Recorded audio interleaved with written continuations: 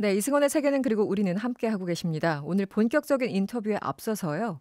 저희가 어제 이 강원도 산불을 피하려다가 강풍에 의해서 사망하셨는데 이 공식 산불 사망자 집계에서는 제외됐던 이 피해자분의 따님을 직접 인터뷰해서 전해드린 바가 있었습니다.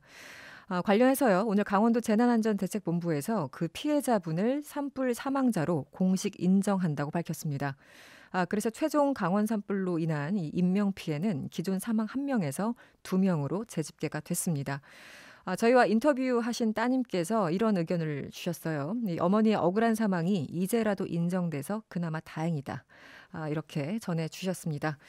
자, 오늘은요, 이 미국을 방문하고 있는 문재인 대통령이 오늘 우리 시간으로 밤부터죠, 이 짧지만 굵직한 외교 일정을 시작하게 됩니다. 이 한반도 시기가 다시 급박하게 돌아오고 있는데요. 현재 상황을 한번 진단해 보겠습니다. 이 통일연구원의 조한범 선임 연구위원 연결돼 있습니다. 안녕하세요. 예, 안녕하세요. 네, 박사님 오랜만에 뵙습니다. 예, 오랜만입니다. 예. 네, 네. 먼저 북한부터 짚어보죠. 지금 외신들도 예, 이 김정은 위원장 발언에 주목하고 있는데요. 예. 어제 당 중앙위원회 전원회의가 열렸습니다. 그런데 이제 김정은 위원장이 이런 얘기를 합니다. 이 제재로 우리를 굴복시킬 수 있다고 혈안이 돼서 오판하는 적대 세력들에게 심각한 타격을 줘야 된다. 이게 좀 강경한 발언 같은데 어떻습니까, 박사님? 사실은 이제 발언 자체만 보면 매우 강경하지요. 네, 그러나 김정은 위원장 사진이 이렇게 주목을 불끈 쥐고 있는 사진도 하나 보도가 됐지요. 네, 봤습니다. 예, 네, 그것처럼 저는 사실 상당히 좀 어려운 상황에 처해 있지 않나, 김정은 위원장이. 네, 결국 발언은 강경하지만 예를 들어 핵에 대한 단어도 하나도 없었고요. 네, 네, 지난해에도 전원회의가 있었지만 지난해에는 핵이라는 단어가 많았어요. 네, 그리고 네. 지난해에는 자력강생이라는 단어는 하나도 안 나왔었거든요. 근데 지금은 뭐 자력갱생이 가장 많은 단어를 차지할 정도로 뭐 결국 25번인가 나왔다고 했나요? 그렇죠. 그러니까 네, 결국 매우 어려운 상황에 김정은 위원장이 처해 있다. 그렇기 때문에 미국에게 자신의 의지를 보이고는 있지만 네, 그러나 사실 저기 도발적인 언동이거나 음, 아니면 협상 국면을 파기할 의도를 가지거나 이렇게 보기는 어렵고요. 네, 전반적으로 상당히 방어적이고 수세적인 차원의 음. 정치국회의, 전원회의, 또 최고인민회의도 뭐 결과가 크게 다를 것 같지는 않습니다. 네. 작년에 4월에 열렸던 그 전원회의에서는 이제 병진 노선을 이제 포기하고 이제 경제에 집중하겠다라고 했는데 일단 그 기조는 유지되는 걸로 보면 되는 걸까요? 예, 그렇다고 보여집니다. 왜냐하면 네. 최근에 김정은 위원장이 지금 이제 새로운 전략 노선을 철저히 관찰해 나가자, 네네. 진정된 조선반 정세. 그 얘기가 뭐냐면은 네.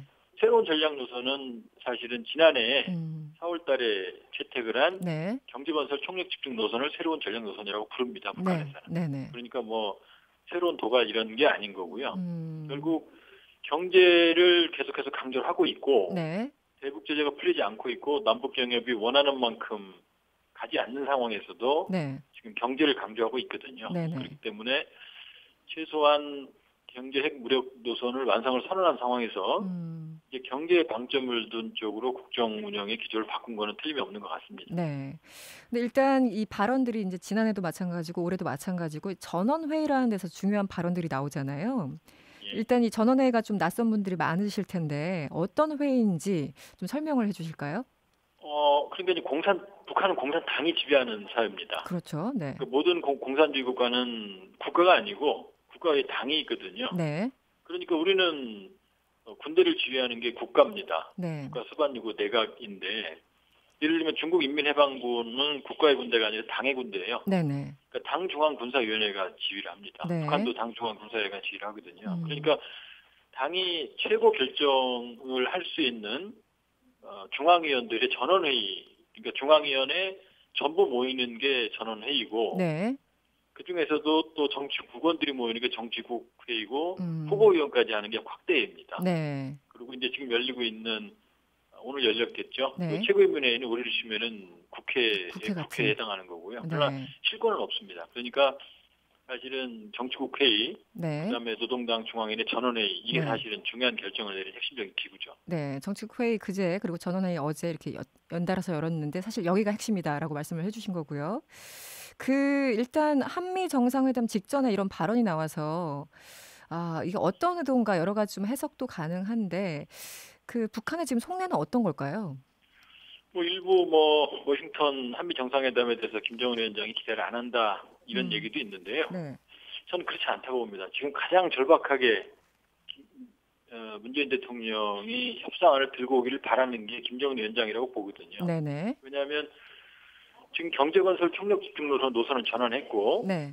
또 핵에 주력하는 사이에 사실은 대북 제재가 감당하기 어려운 수준으로 강화됐어요. 일부 첩보 수준이기는 합니다만은 네. 북한도 장마당이 지배하는 사회거든요. 그렇죠. 그런데 일부 장마당의 경우에는 거래량이 네. 10분의 1로 지금 줄어드는 상황이거든요. 아, 그렇게 많이요? 물론 첩보지만. 네. 예. 그렇게 본다 그러면 사실 90% 수출이 중단된 상태에서 네. 또 정제유 기준으로 본다 그러면 석유 수입은 8분의 1로 줄어들었거든요. 그러니까 버티기에 사실은 한계점에 온 상태이기 때문에 네. 결국 누구보다 협상을 원하는 건 김정은 위원장입니다. 여기서 협상 국면을 파괴하는 것도 부담스럽고 네. 그렇다고 또 미국이 원하는 대로 모든 양보를 하기도 어려운 게 김정은 위원장이거든요. 그렇죠. 네네. 그렇기 때문에 자력갱생 경제건설 총력 집중 노선은 사실은 대북제재 해제, 네. 남북경협이 활성화돼야 가능한 건데 그게 안 되는 상황이기 때문에 자력갱생을 떠들고 있는 거거든요. 네. 그러나 실현 가능성은 상당히 희박하죠. 네. 그렇기 때문에 김정은 위원장의말로 가장 협상, 그다음에 이 추가적인 북미 간의 실질적인 합의 도출, 그러니까 영변과 대북제재 해제를 맞바꾸고 싶어하는 네. 그런 의도를 가장 강하게 견지하고 있는 김정은 위원장이라고 볼 수 있어요. 어쨌든 그 워딩은 좀 발언은 세게 나왔지만 기본적으로 굉장히 좀 절박한 상황이고 이제 바로 이렇기 때문에 한미 정상회담이 사실 김정은 위원장 입장에서 굉장히 중요한 것 아니겠습니까? 예, 우리 시간으로 그러니까 몇 시간 뒤 새벽 1시경에 한미 정상회담이 시작이 될 텐데요. 일단 전망은 어떠신가요? 일단은 섣부른 판단은 어렵습니다만 네. 아마 북한 측의 의중을 전혀 모르고 문재인 대통령이 워싱턴 가기는 어렵죠. 그렇죠. 그러니까 물밑 접촉, 서원 김영철 라인도 있고 여러 라인이 있기 때문에 네. 북한 측의 의도나 태도, 그다음에 의중은 상당 부분 파악이 됐을 거예요. 네. 그런 상황에서 워싱턴을 가시기 때문에 아마 성과 없이 돌아오긴 좀 어려우실 것 같고 네네. 모종의 절충안이나 새로운 합의안을 가지고 오실 가능성이 높아요. 네. 그러면 이제 그 다음 과제는 이제 북한이 이걸 전달해야 되니까 특사가 가거나 네네. 또 수세에 몰린 김정은 위원장을 견인하는 의미에서는 문재인 대통령이 정상회담을 제안할 수도 있죠. 한미정에서. 그러면 그걸 토대로 다시 이제 미국으로 특사가 가고 네. 그러면 트럼프 대통령이 3차 북미 정상회담 흐름으로 이어가는 아마 이런 흐름이 지금 가장 바람직한 흐름이라고 볼 수 있고 문재인 대통령이 이걸 지금 원하고 있거든요. 네, 그 문정인 특보가 얘기했던 이 촉진자 역할을 이번에 좀 제대로 해야 되는 그런 상황이군요. 그렇죠. 네, 사실은 결정적인 분수령입니다. 그렇습니다. 그렇기 때문에 지금 상황의 핵심은 북한은 영변을 내놨고 여기에 대해서 대북 제재 5개를 해제해달라는 거고 미국은 영변을 갖고는 안 된다는 입장이거든요. 네. 그래서 어차피 일괄 타결은 사실은 어렵습니다. 일괄 타결을 한다고 하더라도 실제 이행은 단계적으로 가야 되거든요. 그렇죠. 네. 그러니까 포괄적으로 다시 한번 비핵화 의지를 담은 좀 더 명백하게 합의. 그다음에 거친 수준이라도 시간표, 일정표. 네. 그다음에 초기 신뢰 조치죠. 이번에 하노이에서 불발됐던. 네네. 영변 플러스 알파와 여기에 대한 미국과 한국의 상응 조치. 이 정도의 패키지를 지금 만들어내는 게 문재인 대통령의 가장 큰 과제라고 볼 수 있어요. 네, 상응 조치라는 게 일부 그 제재 완화를 말씀하시는 거죠? 그렇죠. 네. 그러니까 미국은 대북 제재 완화, 우리는 이제 남북 경협 이 수순이 있어요. 이걸 어떻게 조합을 하느냐겠죠. 그러니까 종전선언 혹은 연락사무소도 언급이 되는데 북한이 원하는 건 그게 아니거든요. 네, 가장 가장 좀 궁금한 게 폼페이오 장관 발언이었어요. 그러니까 폼페이오 장관, 이제 볼턴 보좌관 등등 계속 강경 기조를 이어오지 않았습니까? 폼페이오 장관의 발언도 기존보다 오히려 조금 더 세진다 이런 느낌이 있었는데 갑자기 어제 상원 외교위원회에 출석을 해서 이 북한의 북한에 대한 제재 관련해서 약간의 여지를 남겨두고 싶다. 정상회담을 하루 앞두고 이런 얘기를 해서 도대체 이건 또 뭔가 여러 가지 해석이 가능한데 어떠세요? 이 발언에 대해서는? 그러니까 이제 미국의 외교 안보 라인의 발언도 액면 그대로 받아들이기는 어려워요. 네. 왜냐하면 완전한 비핵화를 해야 제재를 해제해 주겠다 그러는데 완전한 비핵화는 미국 측 계산으로도 최소 15년 이상 걸리거든요. 그렇죠. 네. 그럼 15년 뒤에 제재를 해제해 주면 북한 경제는 존재하지 않죠. 네. 그렇기 때문에 실제적으로도 확실한 비핵화 의지를 담은 데피니션 정의가 있고 일정표가 있으면 사실 현실적으로는 주고받기식의 단계별 협상으로 갈 수밖에 없거든요. 현실적으로는. 미국도 네. 그렇죠. 미국도 그걸 알고 있어요. 네. 그러니까 완전한 비핵화를 강조하는 건 초기에 가장 더 많은 북한으로부터의 비핵화 조치를 받아내려는 전략이라고 봐야 되는 거지. 정말로 완전한 비핵화 이후에 제재 해제를 한다고 그러면 협상 자체가 불가능하죠. 네.